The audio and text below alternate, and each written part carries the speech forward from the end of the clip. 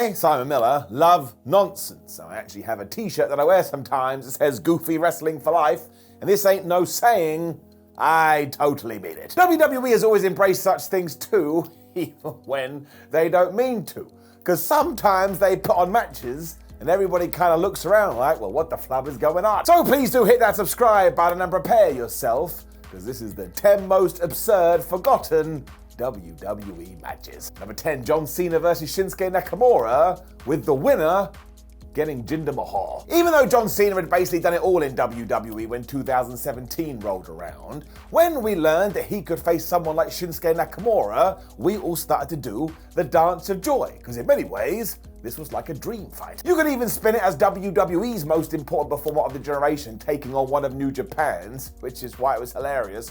When they did clash, whoever was victorious was going to take on Jinder Mahal. Now I get that sounds like a swipe at Jinder too, but I do not mean that in any sense.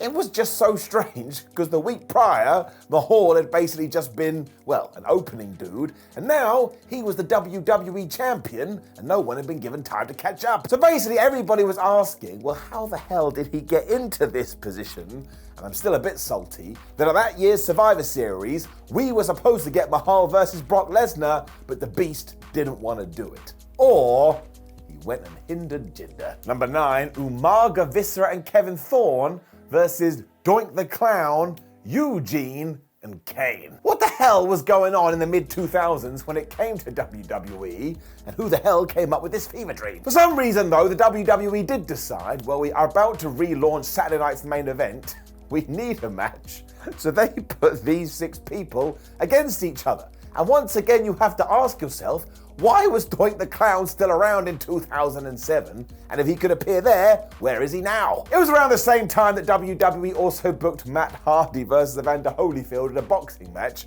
which kind of sums up the era. And if you do care, this ended when the Big Red Machine chokeslammed Viscera. And given how big Vis was, he actually took it pretty well. It's just so strange to watch though, because none of these people, aside from maybe Umaga and Kane, were treated seriously at all. So you lay there and you kind of start freaking out. Number 8, Bret Hart versus The Undertaker. No, we are not talking about their 1997 series, which was totally awesome. We are actually talking about 2010, after Bret Hart had come back to the company and definitely shouldn't have been put in matches like this. Existing to help move forward the Nexus storyline, obviously as soon as people found out about it, they were super duper pumped, and then before the bell even rang, here was Wade Barrett's crew, and they basically just beat up The Undertaker until Kane made the save.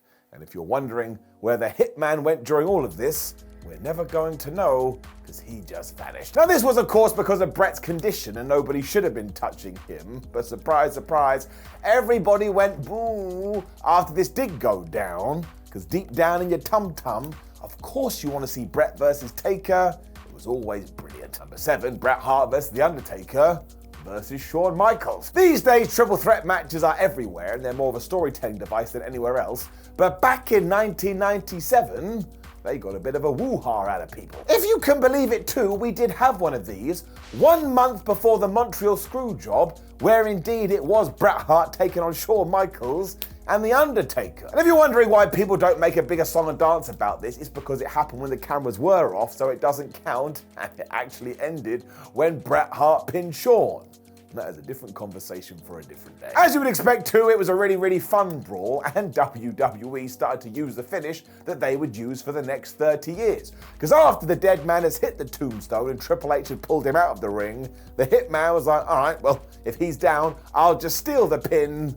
And he was successful at that. So it's no wonder that does feel really old, because it's been going on for decades, but seriously, you should check this out. Your eyes won't believe it. Number 6, the Legion of Doom versus Money Inc. If you are not used to old school wrestling, this will blow your brain, but back in 1992, the Legion of Doom were the tag team champions. And very sadly, they were going to have to take a sabbatical, mostly due to Hawk's personal problems. Vince McMahon was the person that informed them of this and said, look, why don't you just drop the titles or give them up and then you can walk away? But the LOD decided, no, we don't want to do that. We think that makes us look weak. So they came up with this instead. For you see, given that Money Inc. were the brand new heel tag team, that of Ted DiBiase and IRS, and we had a house show in Colorado, Animal and Hawk were more than willing to drop the titles there, as long as Earthquake and Typhoon as well as Sensational Sherry interfered. This did indeed happen, meaning Money Inc. became the brand new tag team champions, but at the same time the Natural Disasters turned face because now we needed a new match for WrestleMania, and of course the Legion of Doom wasn't going to be here, and all of this didn't happen on TV. So if you tuned into the show next week, it was like, well, what the hell is going on? There was also another sub-story in the sense that Jimmy Hart turned his back on everyone here to join up with this brand new pairing that had a bunch of money. All of it was just so damn confusing. LOD should have just given up the belt. Number 5, Jeff Hardy and Bradshaw versus Farouk and Matt Hardy. In 2001, Vince McMahon was out of control. Not only did we have all that stuff with Trish Stratus, but we also had a story where Linda McMahon was in a wheelchair because she had been comatose. Some traditions still did remain though, especially when it came to the Royal Rumble and the tagline, it's every man for himself, which is why we took 2 separate tag teams and we broke them up. It was kind of cool because when Matt and Jeff went at it, they turned back the clock and also said, this is a window into what wrestling will be in the future. When Bradshaw and Farouk were in there, they absolutely kicked each other's ass. This is why it was so funny though, because even though they'd been put in this thing against their will, they still decided to take it really seriously.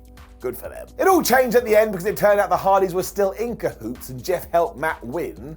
But then you were like, well, you're an idiot, Jeff, because in the record books, it's still gonna say that you lost. This is why it was absolutely absurd, but actually fair play to everybody in this, because they didn't play it for laughs and they told you should care, that feeling and emotion came out the TV, and lo and behold, we actually gave a damn. Number 4, Johnny Gargano versus Dexter Loomis in a love her or lose her match. I mean, the clue is in the title, and imagine if this happened in the real world. But in August 2021, down in NXT, a consenting adult was told, listen, I know you're in a relationship with Dexter Loomis, but he's going into a match, and if he doesn't do very well, you guys gotta break up. Now, I actually struggle to say this with a straight face because it is absolutely ludicrous, and of course, the damsel was Indy Hartwell. The best part about this is Dexter did lose, and then Indy Hartwell went, well, I don't care, I'm gonna stay with him.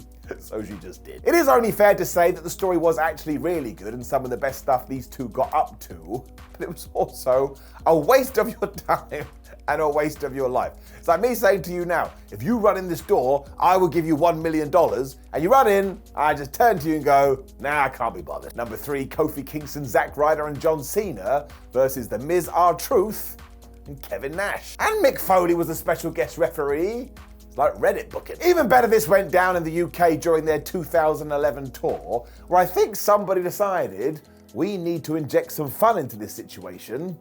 So they did. The real joy is that it started off as just Ryder and Kofi taking on the awesome Truth, when all of a sudden Foley's music hit and he just walked out. He was like, oh, hello, Great Britain. I fancy being a referee. All right. Miz and Truth didn't like this at all because they felt like it was another conspiracy. So they had an ace up their sleeve when all of a sudden they introduced Kevin Nash, and you can imagine the reaction to that. Turns out this was just a game of one-upmanship with the babyfaces having the final say, because they then said, welcome to John Cena, and once again everyone went crazy. Given this was a house show as well, it meant the rules didn't apply, so everybody just went out there to have some fun, and if you were a part of this, you know it felt like a happening. Mostly it was a nice reminder that when WWE wants to have fun, they can have fun. Those 3 letters, F-U-N, are the most important part about sports entertainment. Number 2, Chris Jericho, John Cena, Mark Henry, The Big Show, and Roman Reigns versus The Authority and the Wyatt family. I mean, this happened on SmackDown. Crazy time it was. And look at the teams too, because it did mean that you had Seth Rollins and Corporate Kane wearing his trousers, teaming up with Bray Wyatt, Eric Rowan, and Luke Harper. And even looking at that, you're like, nah, I don't think that works. On the other end of the ring too, we had John Cena, who was just coming off his massive beating by Brock Lesnar at SummerSlam. As for Big Show and Mark Henry, well, they weren't doing much of anything. Clearly WWE didn't think this was anything big either because they didn't advertise it. And once again, if you sat down to watch the 3rd of September 2014 SmackDown, it was just there, even though it was pumped with star power. It didn't have any fallout either, so we just did it because we felt like we should do it.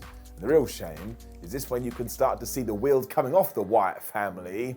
I don't think WWE ever knew what they should do. Number 1, the Street Profits and the Viking Raiders versus Tozawa and a bunch of ninjas. All you need to do is listen to that title again, and you will remember why the pandemic era was absolutely nuts. I mean, it's bad enough that it's down in the Performance Center. I mean, I can't handle these matches now.